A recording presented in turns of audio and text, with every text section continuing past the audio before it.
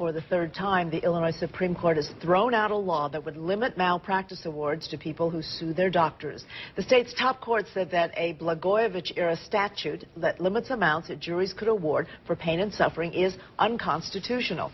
ABC 7's Ravi Bajwal joins us from the newsroom to explain. Ravi?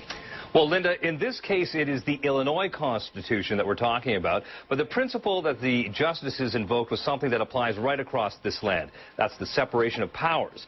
Illinois' top court found that a law created by the legislature took away the power of the judiciary, specifically juries, and that trumps whatever good reasons may have been behind creating a law that would cap non-economic losses for victims of medical malpractice in Illinois. She is totally wheelchair-bound, always will be. She has cognitive deficits, cannot perform, speak, or do the things that a normal child her age can do.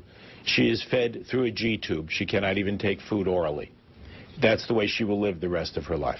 4-year-old Abigail Lebron's situation has been the test case for a group of challenges to Illinois Law 94-677, which ironically was passed around the time she was born. It caps damages for pain and suffering at $1 million for hospitals and half that for individual doctors. Her family is suing because they say her mother wasn't given an emergency cesarean section in a timely manner at Gottlieb Hospital when problems developed during birth. Limiting her recovery to only $1.5 million would not provide any compensation for the fact that literally her life has been taken from her. That figure would be beyond what a successful suit would get from defendants for what is called a life plan for a victim's care.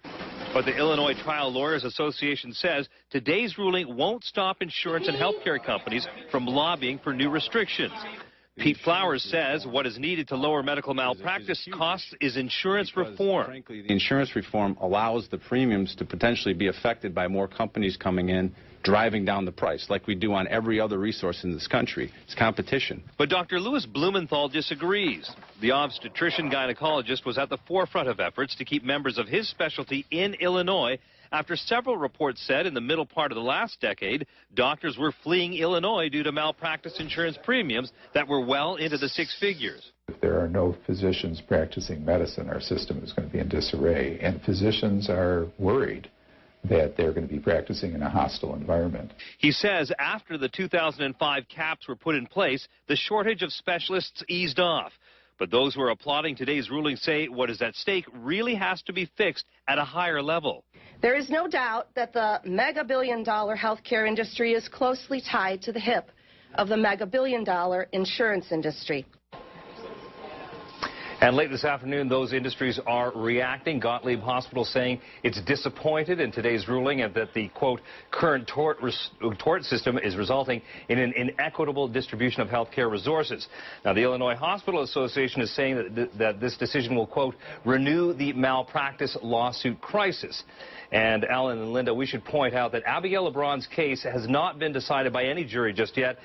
Just that when it does get there, like all the others, there won't be a limit on compensation for pain and suffering. Reporting from the newsroom, Ravi Bajwal here. Okay, Ravi, thank you.